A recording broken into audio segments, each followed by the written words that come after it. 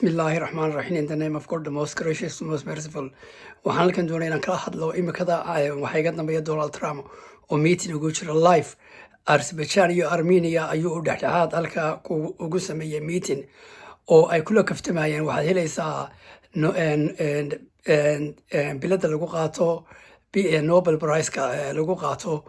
Donald Trump oo sheekadii ku jiro aan inaguba ku jirin ayuu wuxuu mid kale jirto oo complicated ah oo aan samaynayo imika aad iyo aad gacanta baan kula jirno Somaliland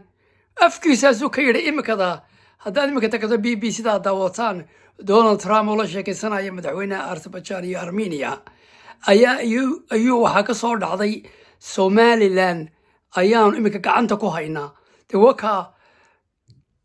aad baan u faraxsanahay والسلام عليكم سومالي اعتراف كيني إمي كدو قعنتو كهيا أفكيسو كيري إذن كبا داودا والسلام عليكم